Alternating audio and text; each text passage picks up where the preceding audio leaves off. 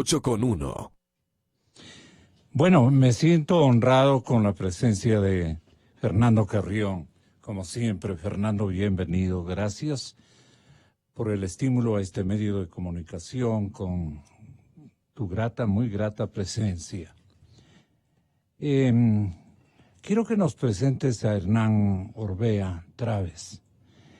De lo que tengo conocido, él es un urbanista, arquitecto, declarado arquitecto por la Universidad Central del Ecuador. Es un magíster en Historia del Arte, la Arquitectura y Ciudad por la Universidad Politécnica de Cataluña, Barcelona. Allí se graduó en el... Fue decano. 2008, sí. Ya, gracias, arquitecto. Pero usted es experto y conocedor de diseños y artes. Tuvo un primer premio nacional en el 2006, cuando era director de la publicación Quito 30 años de arquitectura.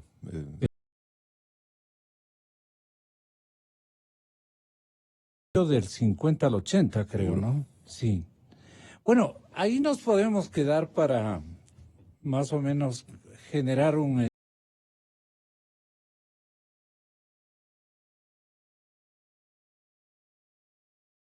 Las décadas más significativas de la arquitectura, no sé de qué categoría sean y de qué temporalidad mundial hayan recogido los diseños y experiencias.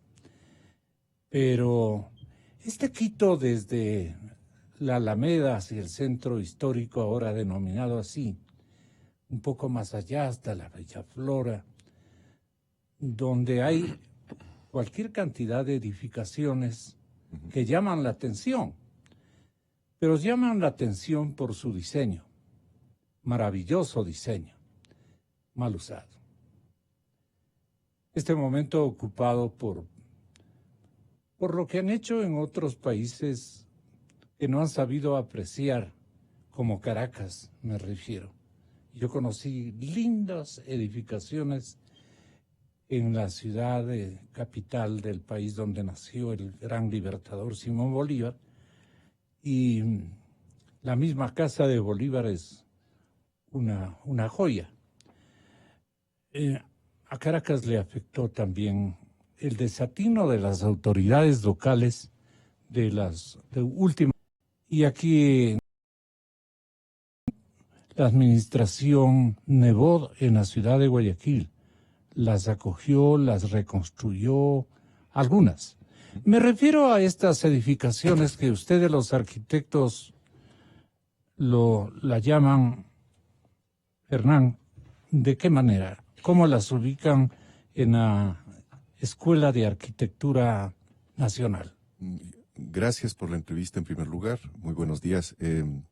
Claro, se codifican como patrimoniales, es decir, hay una condición que en cierta forma pues les beneficia y les distingue, pero también les pesa, porque la intervención sobre el patrimonio tiene dificultades muy grandes. ¿Dificultades en qué sentido, don Fernando Carrión? Muy buenos días y de nuevo gracias por el honor. Muchísimas gracias, Gonzalo, por la invitación. Un saludo cordial a Hernán y obviamente a toda la audiencia. ¿Por qué se llaman casas patrimoniales? Bueno, básicamente porque es una decisión del municipio de Quito para reconocer sus aportes al desarrollo de la arquitectura y por el gran valor que tiene en términos culturales, históricos, etcétera. Ahora, respecto de lo que tú planteabas inicialmente, yo diría hay dos cosas que a mí particularmente me llaman la atención. Uno, ciertos momentos de la arquitectura y del urbanismo en Quito. Yo diría un primer momento es lo que hoy llamamos el centro histórico, que fue la ciudad toda en su momento, básicamente a fines del siglo XIX, que tiene una riqueza por sí misma. Después, a mediados del siglo pasado, aparecen dos espacios también con un nivel de arquitectura interesante, que es el caso, por ejemplo, de la Villa Flora y la Mariscal Sucre. En el caso de la Mariscal Sucre, incluso con algunas especies de castillos y cosas de ese tipo. Y luego viene un tercer momento, ya en la década de los 70, entrados los 80, donde el peso del boom petrolero empieza a expresarse de una forma increíble y ahí tenemos la arquitectura en altura, empieza a densificarse Quito. Entonces yo creo que aquí hay esos pasos y que son muy interesantes. Una segunda cosa es que yo creo que el caso del centro histórico de Quito es excepcional, porque la arquitectura moderna, que más o menos en América Latina empieza a tener un peso significativo en la década de los 50 y los 60, no le llega a Quito, al Ecuador, por el nivel de pobreza que tenemos. Y eso nos salva, eso es lo que le salva al centro histórico. Porque lo que ocurrió, por ejemplo, en Santiago, en Buenos Aires, en las ciudades brasileñas, mexicanas, fue de una fuerza muy grande la arquitectura moderna que terminó por erosionar justamente el patrimonio. En el caso de Quito, favorablemente eso no ocurrió del centro histórico. Señor arquitecto, ¿usted podría destacarnos y explicarnos cuáles son las construcciones, llamémosles en plural, construcciones tradicionales abandonadas en Quito? ¿Por qué les califican así los actores periodísticos de nuestros tiempos, cargados de un poco de resentimiento también los comunicadores, por la forma como se encuentran y la propiedad que hoy ostentan o el arrendamiento que hoy protagonizan? Obviamente compatriotas que necesitan dónde vivir, cerca al centro histórico, muy cerca a la modernidad de la ciudad, al aspecto administrativo, público y privado, escenarios fantásticos, pero que les destruyen por completo. ¿Hasta qué punto la prevención, desde la época en que Fernando y otros distinguidos arquitectos comenzaron a cuidar de estos bienes, y algunos alcaldes enamorados de la urbe ciertamente y de su diseño arquitectónico, la han buscado proteger? Yo me quedo hasta la época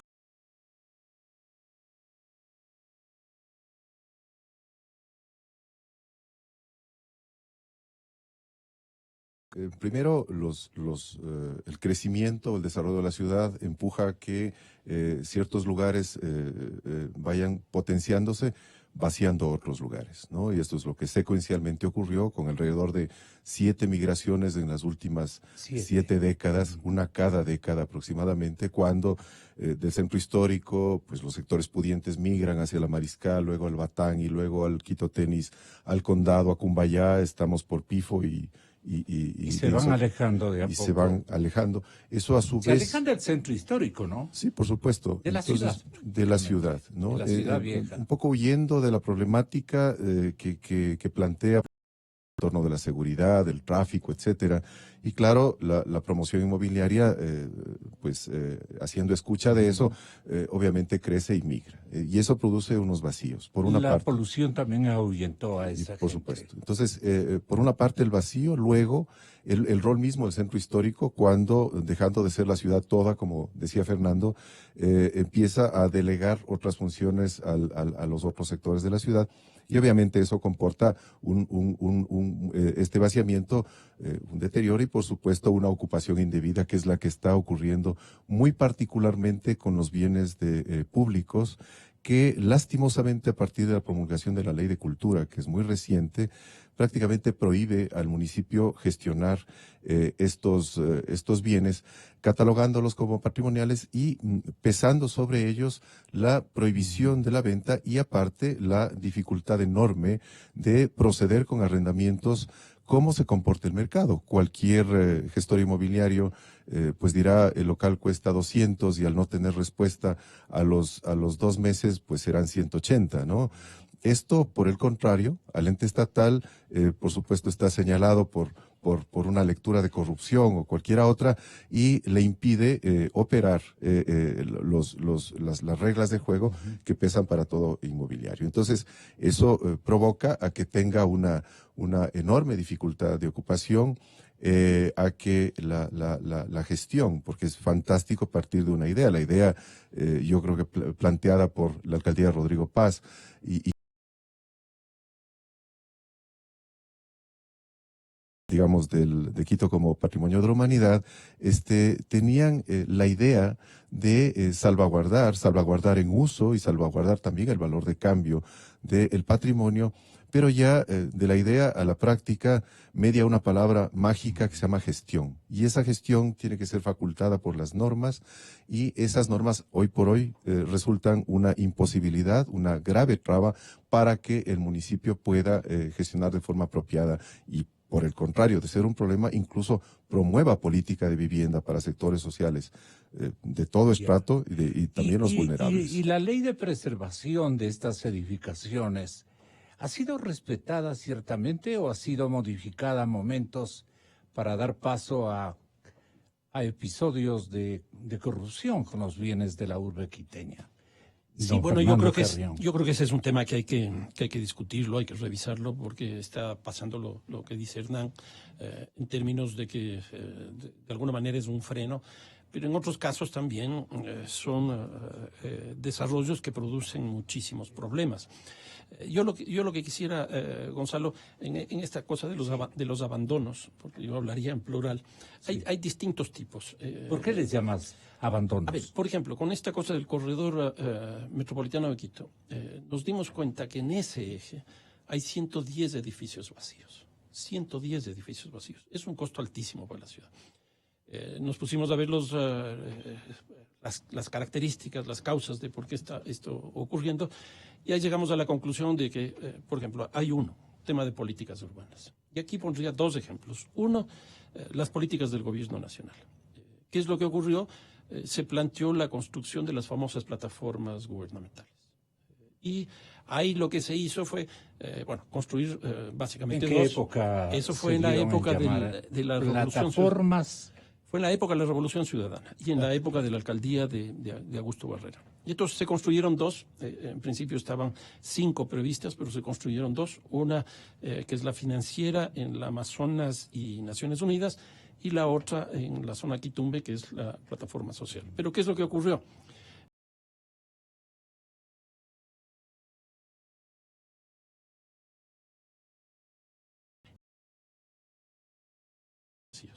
Aquí pongo el ejemplo del caso del Ministerio de Economía y Finanzas, un edificio muy grande, que lo que tenían ahí, no sé cuántos empleados serían, no sé, 700, 800 mil empleados, que se van de ahí, y no es que se van del edificio, se van de la zona. Entonces se pierden cafeterías, se pierden librerías, se pierden fotocopiadoras, etcétera, etcétera, porque ese es el consumo que hace esta gente. Entonces, eso ha producido, obviamente, un abandono de esos edificios porque no hubo una política explícita. Otro ejemplo de política explícita, el caso del aeropuerto.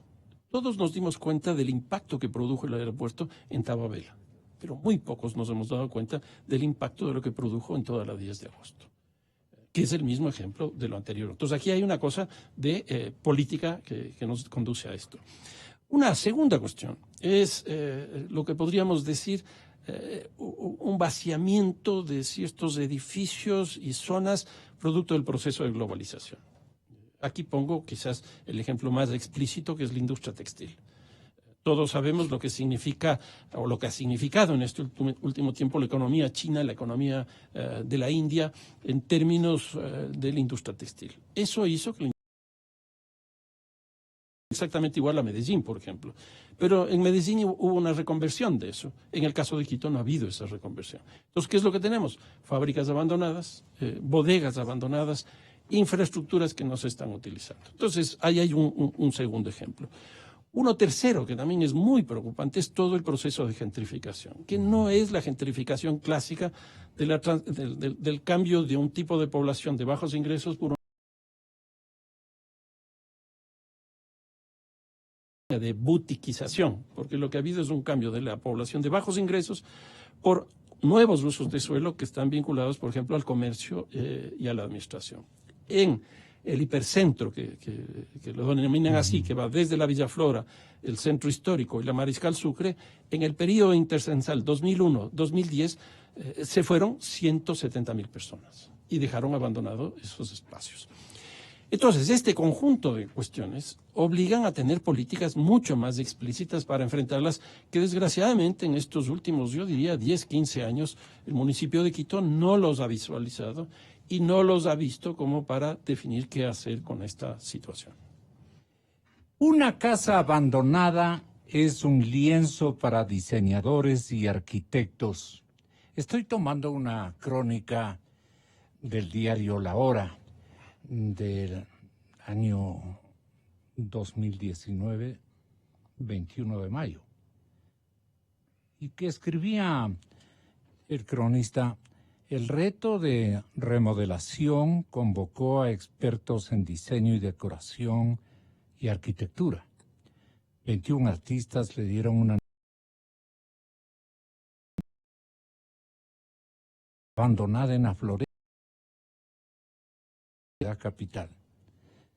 En cambio de imagen, gracias a la intervención de 21 profesionales de diseño, decoración y arquitectura. No sé si usted recuerde este hecho, Hernán. El trabajo duró 40 días, solo por poner un ejemplo de esta casona en la Floresta. Se hizo como parte de un reto de arte y diseño en el que se puso a prueba la creatividad de los expertos en el ramo.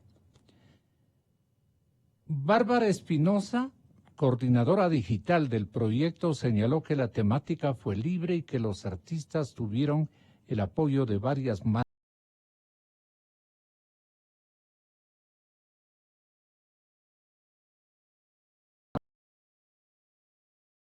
amantes del diseño, la decoración y la arquitectura. Son épocas que refieren a gestiones de reactivación o de resalto de estas edificaciones tradicionales de la capital de la República, que a usted le debe producir un doble efecto, uno muy triste y otro de momentos alegres y esperanzadores para preservar, digamos, estas casas que nos han dado el aliento de matizar el cariño inmenso con el que nacimos, admirando y queriendo, hasta adorando a esta hermosa ciudad de Quito, los vecinos de esta jurisdicción que hemos vivido en otras latitudes cercanas a la ciudad de Quito, pero que desde niños la comenzamos a visualizar como una urbe maravillosa. Ese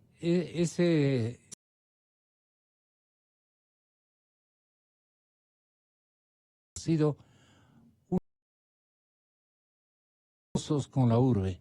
Estoy recordando a mi paisano Jaime del Castillo y me pongo a pensar también en el quiteño, pero de ascendencia riobambeña, el señor general Paco Moncayo. Él nos atiende en este momento. ¿Qué ha hecho usted? Nos hemos puesto a hablar.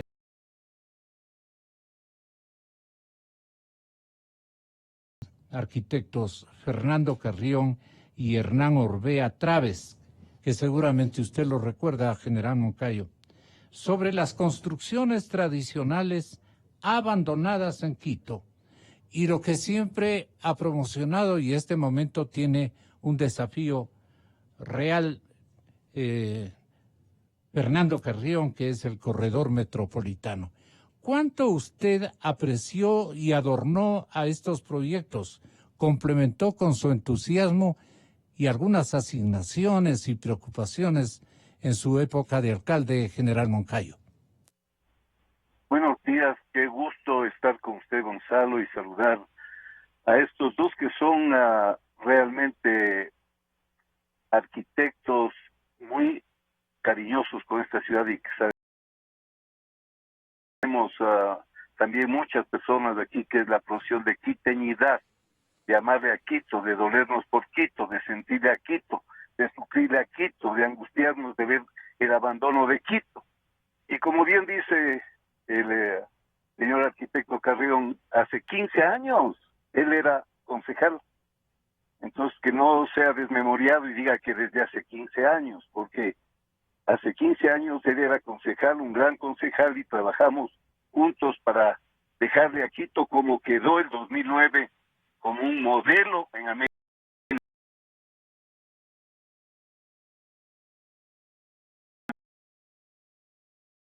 Latitudes y por qué no de América Latina, que el BID, la CAF, los enviaban para que vean lo que se estaba haciendo en esta ciudad. Así es que me parece que qué bueno. Ayer estuve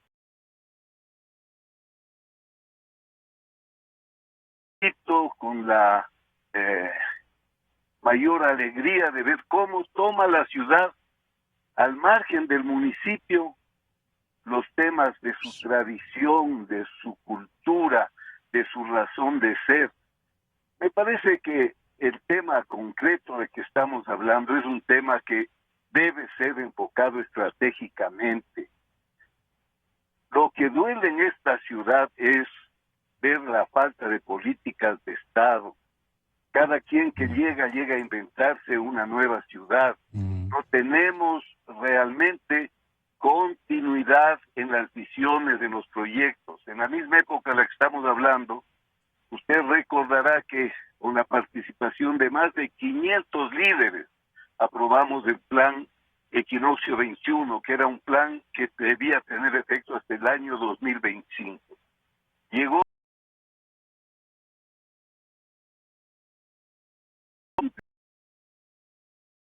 radicalmente, todo lo que hizo Moncayo no vale. Y así cada 4, cada 5 años, todo lo que hizo el anterior no vale. Las ciudades, como hablábamos hace rato de Medellín, que prosperan, que son modélicas, son las que tienen visión estratégica, planificación estratégica, en la que las cosas no se hacen por entusiasmos o motivaciones políticas, politiqueras o personales de cualquier momento. Hay que volver a pensar en una ciudad planificada, soñada, con políticas de Estado, con políticas de largo plazo, que tenga la capacidad no solo de reaccionar, sino accionar frente a las transformaciones que vive la humanidad en este.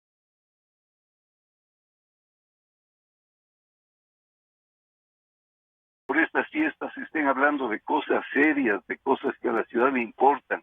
Esta ciudad tiene un enorme potencial, pero por grande que sea el potencial de una ciudad, de un país, si no hay planificación, si no hay políticas públicas serias, si no se trabaja en política y se deja de trabajar en politiquería, no vamos a salir adelante. Así es que estos dos arquitectos que han sido pilares en esto del desarrollo de Quito, qué bueno que estén también como actores, como protagonistas, para que inspiren e influyan en mejorar la situación de nuestra ciudad, para ahora y para el futuro.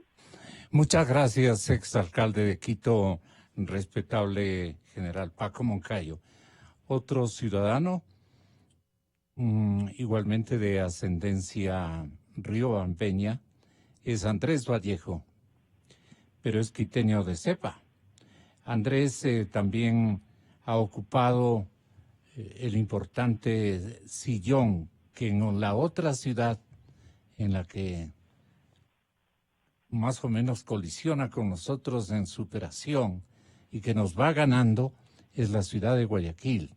Entonces se llama la ciudad de Olmedo. Esta ciudad de San Francisco de Quito quieren darle un vuelco de reactivación para preservar las construcciones y toda la riqueza arquitectónica que tiene la urbe. Me gustaría, Hernán, que tenga la bondad usted de hacernos sentir los equívocos de los alcaldes y los aciertos de los alcaldes. Estoy saludando también a don Rodríguez, alcalde de la capital de la República, que en este momento está ejercitando una práctica, ¿cómo se llama? Una terapia, exactamente, una terapia y no nos puede atender, pero él está atento al desarrollo de este programa.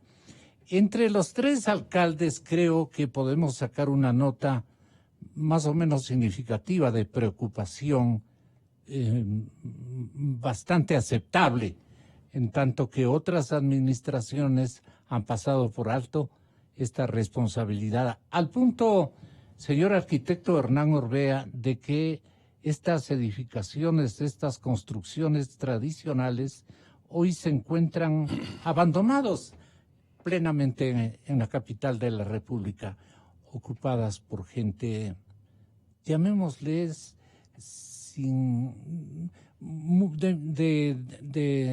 de circuitos de clase media, baja, hasta de clase popular, que no han podido contribuir a la preservación y al mantenimiento de estas casonas.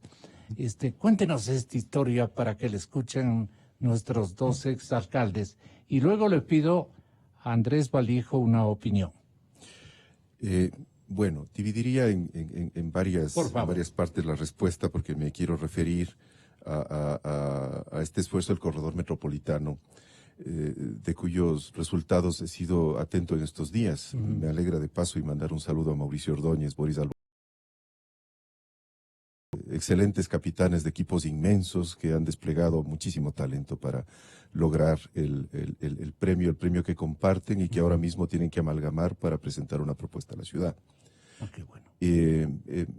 Me refería a esto porque al hacer una atenta lectura del resultado, pese a que les convocan para que traten una línea, acaban haciendo, sobre todo desde el punto de vista ambiental, un mapa nuevo de la meseta consolidada de Quito.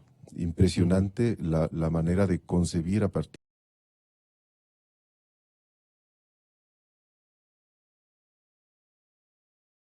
de esas capas históricas que usted se refiere. Entonces, por una parte, ese corredor como pretexto, yo creo que altera unas inercias en muchísimos sentidos y creo que alimenta debate para plantearnos si efectivamente podemos acometer a una estrategia planificada del distrito entero, luego, por supuesto, a la materialización con modelos de gestión apropiados en el plan de uso y gestión del suelo que está por venir también. Es un compromiso que tiene que cumplir como gobierno local el distrito de Quito. ¿Por qué el corredor no resulta ser una meseta? El corredor resulta el resumen de la meseta en términos ambientales y en términos... Por tanto, ya en el punto particular que toca muchos puntos de deterioro y de abandono, no es específicamente el centro histórico. Ya. Hay unos abandonos que están hacia el inicio del sur de la ciudad, en la falda sur del Panecillo, que colinda con las quebradas que luego dan al Machángara, y se ocupan de todo eso. Entonces, hablamos también, se ha referido del tramo del Ministerio de Finanzas y algunos otros tramos que no solamente por la condición histórica patrimonial, sino por el abandono, han sido tomadas en cuenta. Quiero decir que repotencian la capacidad que debe tener la ciudad de aprovechar su planta instalada, toda su infraestructura y volver a reflexionar sobre la meseta. A mí me parece que de esto, que es por supuesto un concurso de ideas que si no tiene una repercusión en presupuesto y gestión sería lamentable, porque está proponiendo un nuevo libreto muy potente para la ciudad, pues se materialice. Y posteriormente me quiero referir a cosas que han funcionado en torno de esta misma problemática en otras latitudes. Tomando en cuenta el tema de la floresta, que a mí me parece básicamente un ensayo importante en participación, en ejercicio de libertad ciudadana, en querer manifestarse autónomamente sobre un problema al margen o no de la legalidad, pues no condenemos eso, vamos celebrando primero la participación, y que intentan montar modelos de gestión autónomos para solucionar en la pequeña localidad al menos un problema, y muy estructuradas en otras latitudes. Yo me quiero referir al caso enfático de Aller. En Milán tuve en ocasión de la presentación del libro de Milton Barragán, que ha de ser un gusto ponerlo en sus manos. Muchas gracias. Que hicimos colectivamente un gran esfuerzo de 4 años y medio, celebrando la obra de este arquitecto cimero de la arquitectura ecuatoriana. Estuvimos en Milán. Y al presentar el libro, obviamente, hicimos pretexto de algunas otras cosas y me acerqué a la experiencia de Aller. Aller significa Hacienda Lombarda Edilizia Residenziale, es decir, la administración de la hacienda pública de la edificación que se encuentra en estado de abandono. Esta es una entidad pública con personalidad jurídica, autonomía empresarial, organizativa, contable, que posee un patrimonio y que tiene estatuto propio aprobado por las leyes de la Lombardía. La empresa obviamente funciona en Milán y no solo atiende al municipio de Milán, sino a las instituciones y municipios aledaños, y le da una gestión unitaria de los activos de la vivienda pública, con particular atención a su función social. ¿Para qué nos sirve en el efecto comparativo esta reseña suya? Sí, por supuesto. La traba que nosotros tenemos, digamos que se puede resumir en 3 cosas, ¿no? Reformar la ley de cultura, que Estamos hablando de nuestra ciudad. Por supuesto. Y reformar la ordenanza de arrendamiento de bienes inmuebles, que tiene un sistema concursable que es que hace básicamente imposible que se puedan arrendar, y luego designar un gestor. Por eso me refería a esta, que es la designación de un gestor que tiene un carácter público, que tiene una función social y una capacidad ejecutiva altísima, al punto en que zonas vastas, enteras de la ciudad y de la región han sido revitalizadas, porque tienen un doliente, un gestor que no solamente toma en cuenta, o sea, registra el abandono, sino interviene y luego destina, de manera que con esa autonomía está superando el problema, dando recursos a la municipalidad, porque muchos de ellos son municipales, y aparte está revitalizando las zonas que han sido producto de este abandono y de este vaciamiento al que nos hemos referido. Así entiende el corredor metropolitano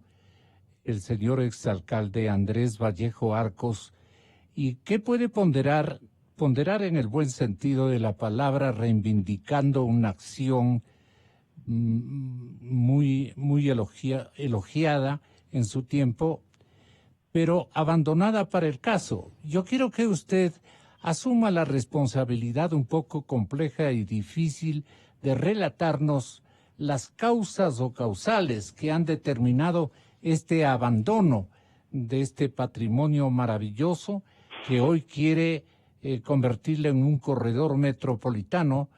La idea, las iniciativas y la creatividad en nuestro contertulio, Fernando Carrión.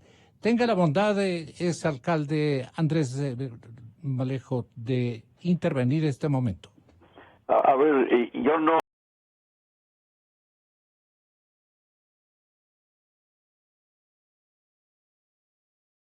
este momentito nos estamos preocupando, Andrés, de las construcciones tradicionales abandonadas en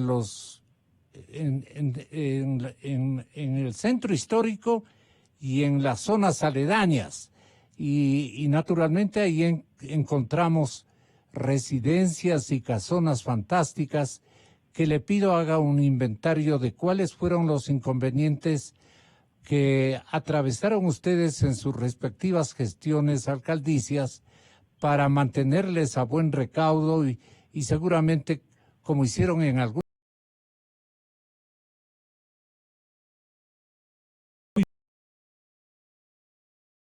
en sus ángulos constructivos. Le explico,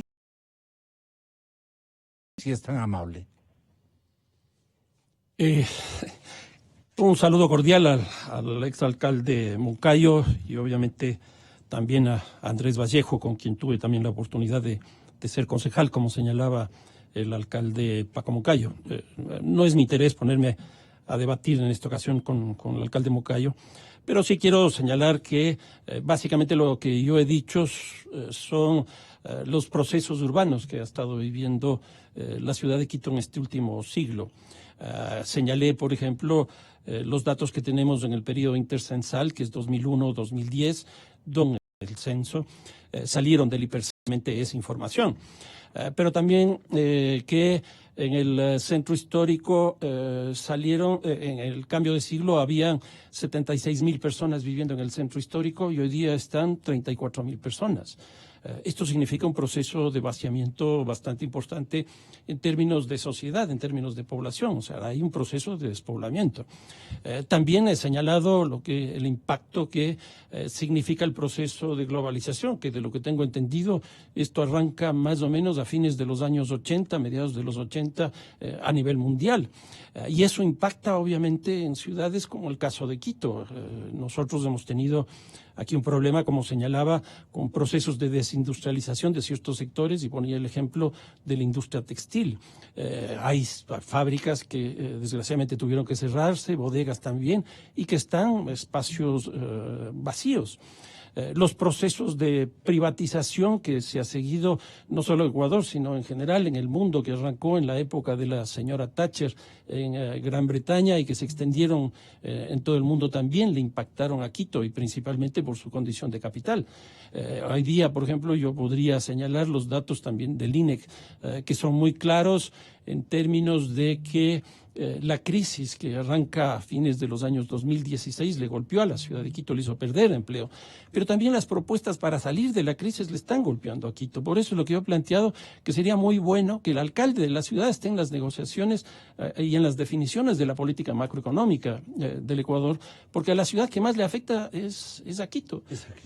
Y nosotros vemos los datos y este rato de las ciudades ecuatorianas que más problemas tienen respecto del desempleo es Quito, y del subempleo es Quito, porque además los procesos de migración internacional que estamos viviendo desde hace 3-4 años, lo que han hecho es engrosar las filas del desempleo y del subempleo, que ya eran fuertes y hoy día son mucho mayores. ¿Qué tienen que ver las estadísticas ocupacionales con el tema que nos ocupa esta mañana? O sea, el abandono. Exactamente, si nosotros estamos pensando respecto del abandono, se cierran las industrias, se cierran los empleos, eso significa que se colapsa la urbe. Exactamente, la economía urbana. Es cierto, yo fui concejal en la época de Paco Moncayo y de Andrés Vallejo también. Nunca he votado en contra de ellos, nunca. Sí. De tal manera que me llama la atención, pero bueno, eso será en otro momento. Ahora, ¿qué es lo que ocurre con el corredor metropolitano de Quito que nos acaba de señalar Hernán? Es un proyecto, yo creo que muy importante, de los más importantes que se ha hecho en Quito y sin duda el concurso más grande que existe. Por ejemplo, de los 3 equipos que han sido seleccionados el día lunes por un jurado de 8 personas, hay un equipo que tiene 120 personas. Y 120 personas de Quito, de Cuenca, de Guayaquil, de Loja, etcétera, etcétera. Pero no solo eso, de Italia, de España, de Estados Unidos, de México. Yo no he visto eso a lo largo de mi historia de vida en el caso de Quito. Un segundo equipo que incluso surge desde Colombia, donde también tenemos ahí, en este caso, más de 80 personas. Y 80 Colombia que Y en tercer lugar, tenemos un equipo de 70 personas. En otras palabras, estos 3 equipos que entran a esta fase final del concurso, que es el concurso de anteproyectos, están alrededor de 300 personas trabajando por Quito y pensando en las salidas más importantes para la crisis que desgraciadamente Quito está viviendo. El día lunes vamos a empezar un debate con los 30 proyectos que fueron presentados, 25 dentro del tiempo y 5 desgraciadamente fuera del tiempo, pero vamos a empezar una discusión con estos 30 proyectos en todas las universidades de Quito. Va a ser toda una semana donde la idea es que Quito se piense a sí mismo, que Quito piense a Quito. ¿Por qué viene esto? Porque también hay otros abandonos, Gonzalo. La Universidad Ecuatoriana le abandonó a Quito. Ustedes saben, yo vengo del sector académico. Esta es una forma de reinsertarle a la universidad en la ciudad de Quito. Ese es otro abandono. Y si nosotros vamos a tener estos 30 equipos con esta cantidad de gente, que la impresión que yo tengo, todavía no hemos contabilizado, más de 1.000 profesionales, 148 organizaciones que están empresas, que están universidades, que están colegios profesionales, etcétera, inscritos en este proceso, Me parece que la cosa va a ser muy interesante. Yo le escuché el día de ayer una entrevista que les hicieron a dos de los ganadores del concurso, en el caso de el diario El Comercio, que fue muy interesante, porque la impresión que me dio es que ya empieza a salir otra visión de ciudad, otro lenguaje de ciudad, y me parece que otra también, preocupación de urbe. Exactamente, exactamente. Lo que decía Hernán, estas nuevas formas de articulación dentro de la meseta, y nosotros estamos pensando que no solo la meseta. El día lunes vamos a tener una reunión con los 3 grupos, porque ahí a partir de eso arranca el segundo momento, y les vamos a plantear la tesis de la estructura de cordón umbilical, para que a partir de esto tengamos una propuesta absolutamente para todo el área metropolitana de Quito. ¿Por qué no se dio una propuesta un poco más que hubiera estado vigente hasta esta hora, un poco más duradera, especial, y que iba a tener una continuidad de futuras administraciones en las épocas que estamos aludiendo, épocas desde luego en otros rubros muy progresistas, muy atinadas, con grandes colegiados que pudieron hacer de la urbe y nos hicieron ilusionar con un Quito francamente entre moderno y tradicional, pero muy respetable en los sustentos técnicos para improvisar una alegoría o una descripción de estos momentos, pero la ciudad de Quito ha tenido momentos muy combinados en su desarrollo y en su punto de vista de respetables figuras ciudadanas que han llegado a la alcaldía de la franciscana ciudad. Pero no todas han tenido éxito en la preservación de la riqueza arquitectónica de la ciudad. Es lo que este momento he traído a colación en mi noticiero, que no está dedicado a estos temas y que el resto de medios de comunicación deberían destinar también espacios de cariño a la ciudad capital, de comprometimiento con su pasado y su futuro a través de la preservación. De esto nos comenta Andrés Vallejo. Sí, el caso de Quito es un caso digno de estudio porque efectivamente en el año 2009, cuando terminó la administración inicial, la ciudad de Quito estaba en un sitial verdaderamente especial. Se había convertido en la primera ciudad del Ecuador, no solamente por su condición de capital de la República, sino porque desde el punto de vista económico estaba en el primer lugar, sin lugar a dudas. Su sector financiero era el más destacado, la creación de nuevas fuentes de trabajo y de nuevas empresas era la primera en el país, la tasa de desempleo era la menor, la tasa de subempleo era la menor. Sin duda marcó un hito en el desarrollo de la ciudad, sino en el resto de la ciudad, que ahora está inundada de vendedores ambulantes, inclusive en el centro histórico, lo cual es verdaderamente preocupante porque terrible. Hace que se corra el evidente riesgo de que el deterioro que se pueda sufrir por ese motivo ponga en peligro su declaratoria como patrimonio de la humanidad. Yo creo que... Perdone, ¿puede ocurrir aquello? Por supuesto, si es que el deterioro del centro, si es que el deterioro de la zona histórica, que es el centro histórico más grande de Latinoamérica, más grande en extensión a pesar de que la ciudad de Quito no es la más grande, el centro histórico de Quito es más grande que el de la Ciudad de México, por ejemplo, y se ponen y llega al estado de desastre en el que estuvo en el año antes del año 2000, se pone en riesgo esa calificación, lo cual sería muy grave desde el punto de vista de afluencia de gente y de turismo, que es otro de los aspectos importantes de los que vive la ciudad y hay que preocuparse. Pero bueno, yo a lo que quería llegar, este rato Quito es una ciudad deprimida, no sé si ese es el término que resume la situación, la que más alta tasa de desempleo tiene, la que más empleo o actividades informales tiene, la que más ha retrocedido en cuanto se refiere a la generación de fuentes de trabajo y sobre todo, y eso es gravísimo, al estado de ánimo de la gente. Correcto. El estado de ánimo de la gente es fatal. Los ciudadanos quiteños son los que con menor esperanza ven el futuro. Eso es muy grave. ¿A qué atribuyo yo que esto haya sucedido? Esto, por supuesto, se refleja en el desarrollo de la ciudad, en el cuidado de la ciudad, en la protección de sus bienes patrimoniales, en el desarrollo de nuevos proyectos. Uno de los cuales acabo de escucharle a Fernando Carrión, que ojalá se concrete porque sería excelente para la ciudad. Esto se debe, en mi opinión, a este espíritu fundacional. Llega una administración y cree que hay que desarmar. Nueve había un de la ciudad exitoso, sin lugar a dudas. La siguiente administración desarmó ese esquema, se tardó 2 años en desarmarlo y en establecer un nuevo esquema que lo que hizo es aumentar la burocracia municipal de una forma escandalosa. Eso continuó hasta que se posesionó esta nueva administración.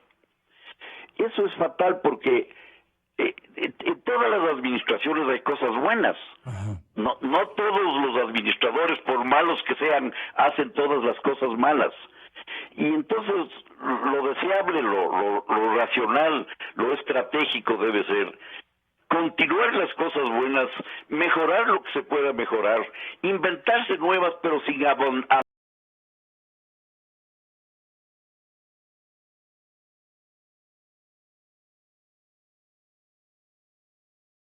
por supuesto a situaciones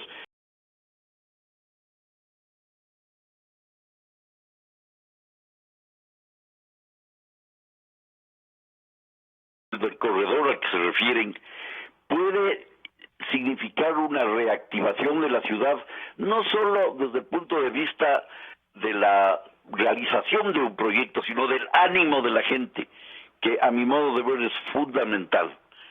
Fundamental. Si es que no con el liderazgo suficiente, que tiene que encabezarlo la municipalidad, por supuesto. Son las autoridades las que están llevadas a eso, pero con el apoyo ciudadano. Porque si no hay el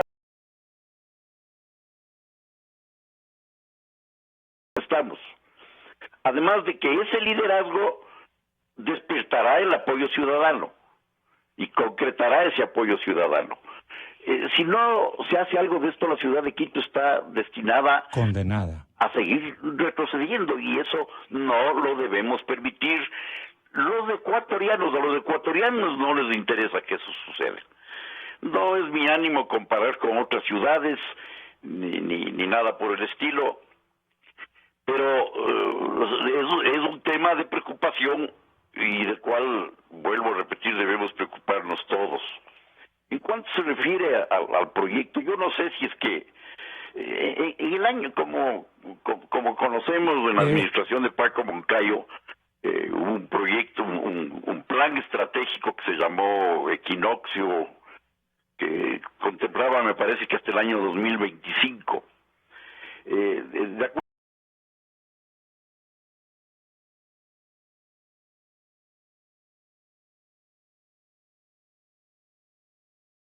algunas revisiones. Si no estoy equivocado, en el año 2017, con la nueva ley esa que se inventaron del COTAD, había que dictar un nuevo plan territorial que se lo hizo. Hay que suponer que ese plan territorial tiene cosas buenas y esta administración debería seguirlas y continuarlas y mejorarlas, no abandonarlas. Porque si cometen ese error, vamos a agravar la situación. Le escuchaba a Fernando hace un momento la gran participación que ha habido para este proyecto, de la cual yo me alegro mucho.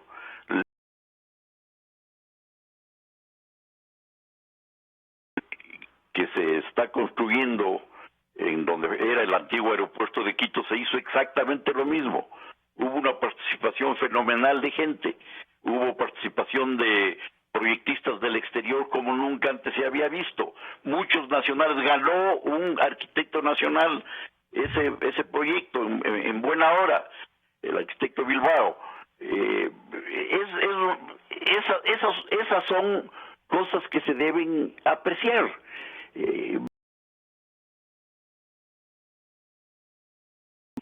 Se involucre la ciudadanía. Todo ese corredor, el de la avenida 10 de agosto, que es el eje, ha sido desperdiciado, llamaría yo la palabra. Es una de las avenidas principales y sin embargo el desarrollo que ha habido alrededor de esa avenida ha sido minusválido, por decirlo de alguna forma. Él busca convertirle en un corredor. Sí, claro, en hacer de eso un desarrollo que sin duda le va a sentar muy bien a la ciudad. Yo me alegro mucho que eso haya tenido la participación que haya tenido. Tectónico de ley le da consistencia.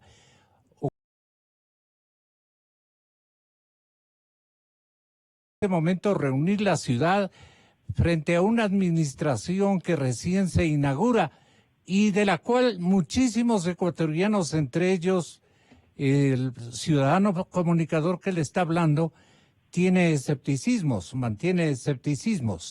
Entonces, ¿cómo podría el señor actual alcalde demostrar de que él está muy, con el apoyo naturalmente de Fernando, están en pareja muy comprometidos con un hiperdesarrollo arquitectónico que cambie un sello de deterioro que este momento predomina en la urbe capitalina?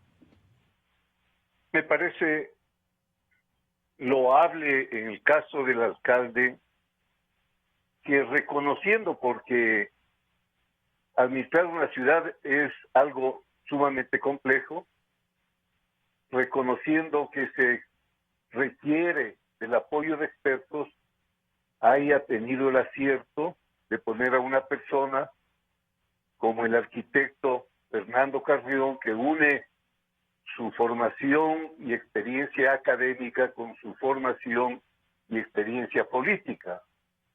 Él ha estado en los dos lados. En el lado del aula, que es muy sencillo, yo he participado de los dos lados también, pero en el lado de gobernar, que es un lado complejo. De manera que por ese lado también los ecuatorianos, los quiteños, debemos aprender a no creernos que somos buenos en todo y que si necesitamos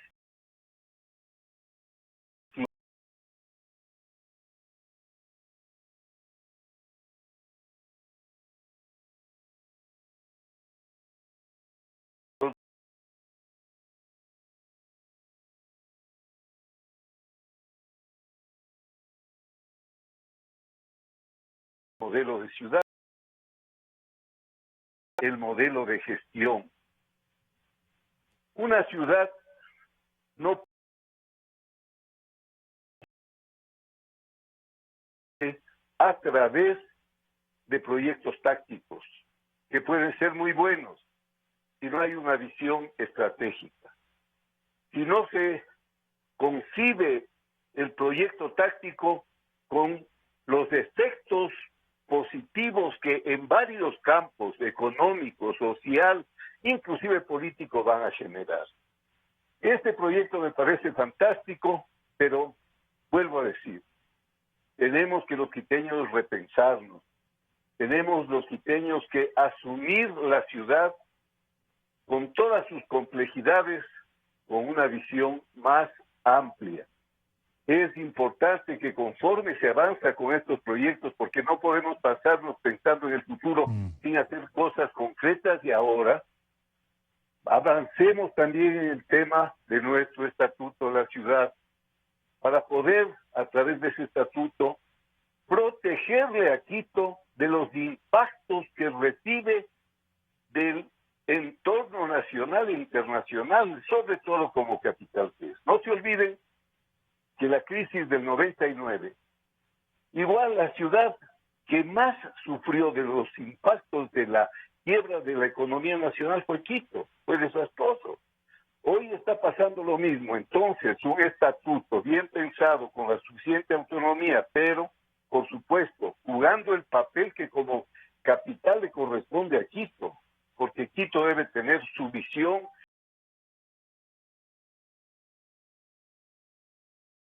Yo tengo la sensación de que la estamos perdiendo. No puede perder su visión regional, el papel de Quito en la región, el papel de Quito en el mundo, porque eso era Quito. Cuando hablábamos, por ejemplo, de los objetivos del milenio, Quito fue la primera ciudad que presentó el informe sobre el logro de los objetivos del milenio. Entonces, una visión estratégica, recuperar un plan estratégico, lo que se está haciendo en otros países. Por ejemplo, Brasil, el plan de 3 tiempos, culminaba con el año 20, que era el año de la independencia. Yo había planteado en el plan de gobierno para Quito ponernos metas para el año 2034, cuando cumplamos 500 años de fundación. Veámonos cómo vamos a llegar a esos 500 años de fundación de la ciudad. No nos perdamos en los conceptos tácticos, veamos las cosas con la amplitud. Definamos un modelo de ciudad, pero que se sostenga 10, 15 años trabajando sobre.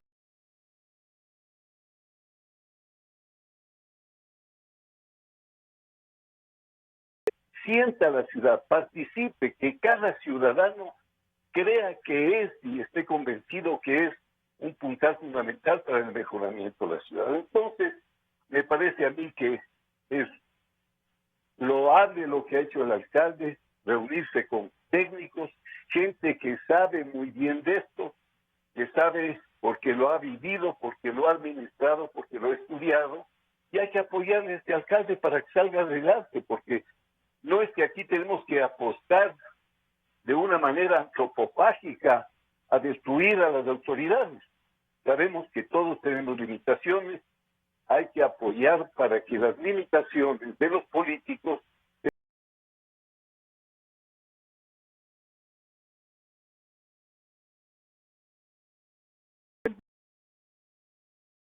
es un buen equipo de arquitectos. Gobernar las ciudades, economía, se necesita buenos economistas, es sociología, en fin, gobernar una ciudad implica todas las expresiones del poder que se utiliza para lograr los objetivos que se plantean en la planificación. Éxitos hay que desear al proyecto, éxitos al alcalde y apoyarlo porque es a Quito la que se le apoya antes que a una persona en particular. Como siempre, no me equivoqué en llamarle a usted y al señor licenciado Andrés Vallejo, aunque coincidentes ustedes en lo ideológico, me hubiera gustado una dispersión ideológica, pero no es un asunto político.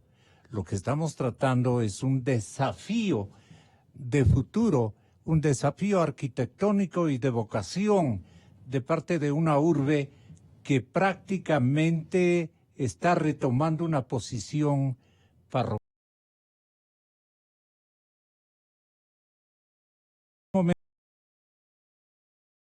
Con el apoyo naturalmente de la apertura del alcalde titular, va a poder y está en obligación de hacerlo mejor para reconstruir una vocación arquitectónica que requiere la urbe capitalina.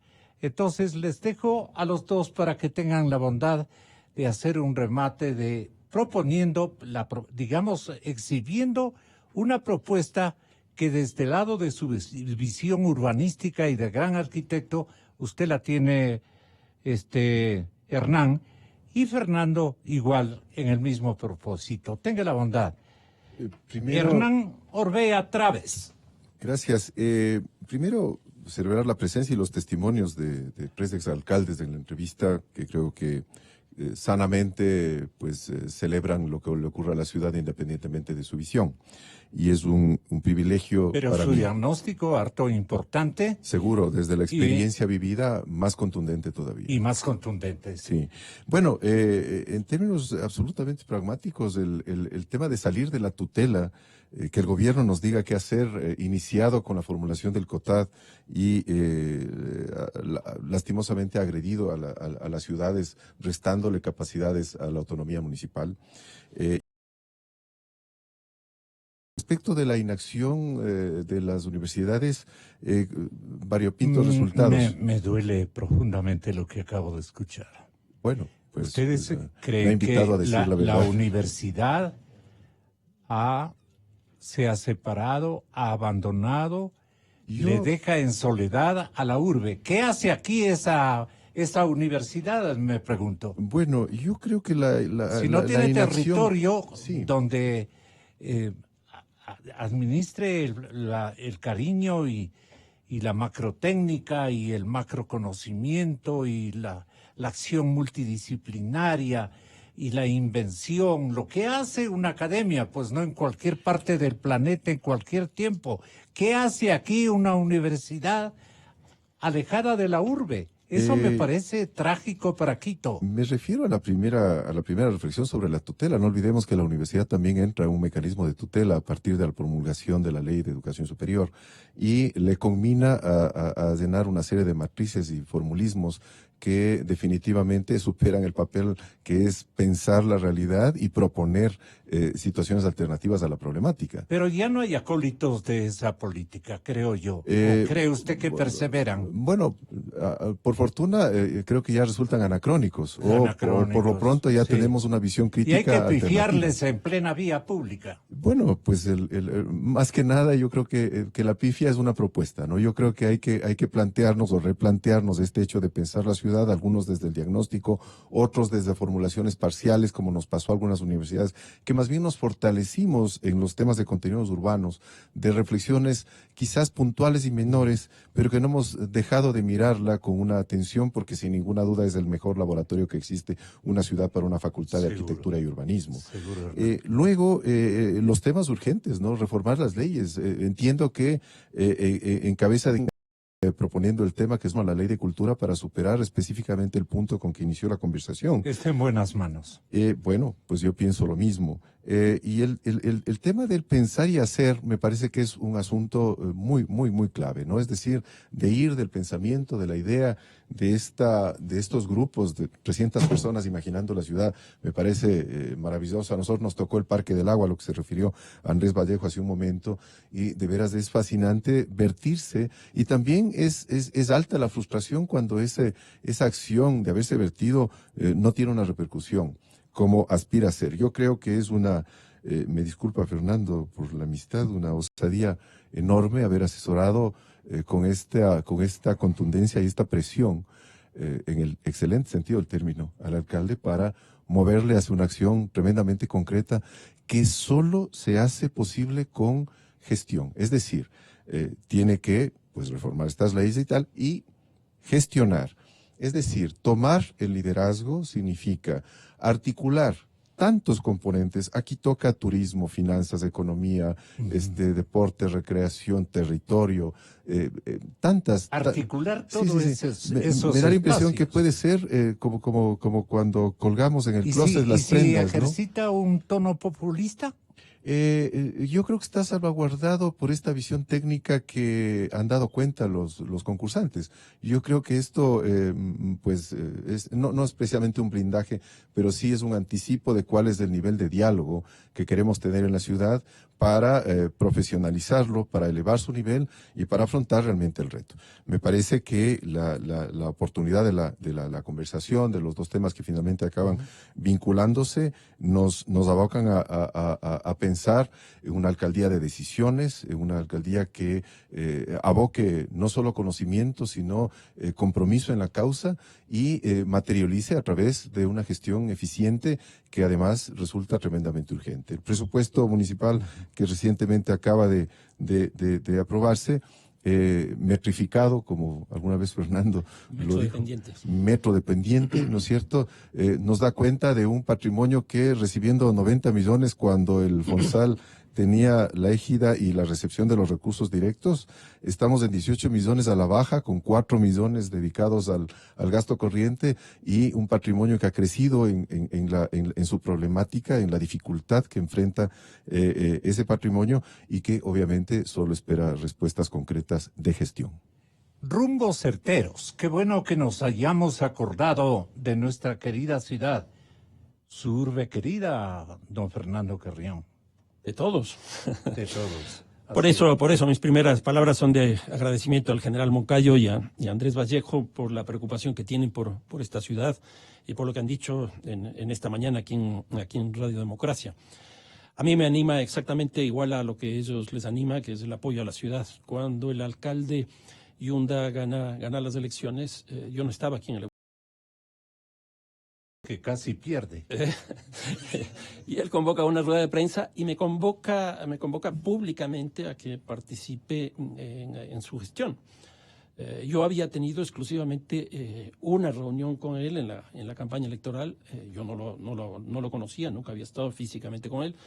Me reuní en la campaña electoral como me reuní, qué sé yo, con 16, 15 de los candidatos a la alcaldía que me pedían la opinión. Incluso yo había hecho un curso en el Colegio de Arquitectos muy intensivo, aportando a la ciudad. Y en esa reunión con el alcalde Yunda, él mismo me dice, quiero que te metas en esta cosa por la ciudad. Y yo le dije exactamente, Jorge, yo apoyo esa tesis y me sumo a este. Y le dije que iba a hacer básicamente dos proyectos. Uno, el Estatuto Autonómico de la ciudad, que acaba de mencionar el general Moncayo, y el segundo, el Corredor Metropolitano de Quito. Son 6 meses de esta gestión. Yo he trabajado exclusivamente en los dos proyectos con 4 personas. 4 personas.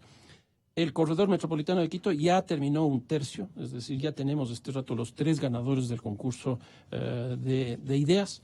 Y el caso del Estatuto.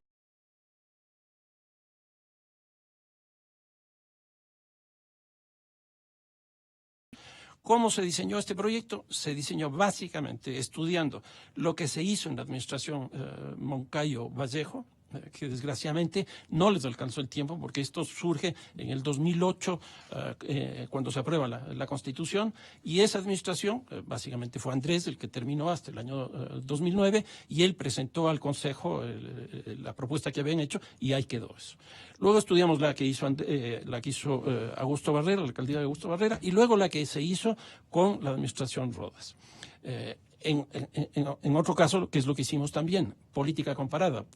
Vimos la Constitución de Ciudad de México, que se aprobó en el año 2017 y entró en vigencia en el 2018, la que se aprobó en el año 99 en la ciudad de Buenos Aires, la que se aprobó en Caracas, la que se aprobó en Bogotá, en Lima, Santiago, y también en el caso de Barcelona. ¿Por qué todo esto? Porque en el caso de Quito no había habido una reivindicación por la autonomía.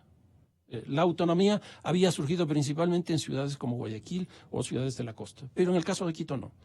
Por eso es que, ahora hablando de los abandonos, por eso es que no solo que hay ciertos sectores que abandonaron la ciudad, sino que pasó exactamente igual a lo que ocurrió en Guayaquil antes del año 92, en que todas las élites de la ciudad de Guayaquil abandonaron la ciudad. A partir del 92 las élites se meten. Yo creo que lo que hay que hacer en el caso de Quito es que todos los sectores que abandonaron la ciudad regresen a la ciudad. Y aquí quiero señalar una cosa respecto a los medios de comunicación, Gonzalo. A mí me da la impresión que en el caso de Quito no se ha entendido todavía el tema de la autonomía. En el caso de los medios de comunicación de Quito, han estado enfocados principalmente en la polarización política a nivel del Estado Nacional. Correcto. Y aquí yo veo que ya empiezan a aparecer ciertos elementos interesantes. Por ejemplo, y voy a dar nombres, Teleamazonas Canal 4 ha entrado con mucha fuerza en esa línea. El Comercio tiene una página muy interesante sobre Quito. Y el caso de Radio Democracia, me parece que los viernes, como es el día de hoy, ya está prácticamente especializando el tema de la ciudad de Quito. Esto me parece que lo que va a hacer es llevarnos a toda la ciudad. Por ejemplo, el caso de las cámaras de la producción. Las cámaras de la producción lo que discuten es macroeconomía. tasa de interés, paridad cambiaria. No ese es el rol de las cámaras. No, está bien. Pero ¿por qué no discuten economía urbana? ¿Por qué no discuten esto que estaba planteando ya hace un rato, del impacto que significa el proceso de globalización en la ciudad? Inversiones urbanas. Exactamente. Emprendimientos urbanos. Entonces, esa es la misión. Entonces yo creo que lo que está haciendo este rato de Radio Democracia y algunos otros medios es volviéndonos a meter en la ciudad. En el caso del corredor metropolitano, nosotros tuvimos el auspicio de la Cámara de Comercio, que ya está comprometida en esto, de las universidades que ya están, las ONGs, los colegios profesionales, las organizaciones barriales ya están detrás de esto. Y yo creo que si nosotros pensamos no en la actual administración, no en el alcalde Yunda, sino en la ciudad de Quito, de alguna manera superado. Una semana a los señores empresarios. Empresarios y emprendedores. No empresarios retóricos, sino empresarios actuantes y practicantes de gestos de credibilidad en una urbe que empresarialmente por lo menos no se conoce, pero parece abandonada de esa preocupación. Ustedes, señores empresarios, desde el más pequeño hasta el más grande, son los hacedores del futuro y el desarrollo de la urbe quiteña. No hay otra manera de pensar en otra ciudad distinta a la que estamos transitándola con notable desgano, cada vez ahuyentándonos del centro y invadiendo terrenos que no nos pertenecen sino para descansar. Aquí tenemos que vivir. Aquí está nuestro reto y nuestro desafío. Por lo menos en la preocupación, no digo en la cama. Muchas gracias. Feliz fin de semana a todos. Fernando, un montón de gracias, Hernán. Muchísimas gracias.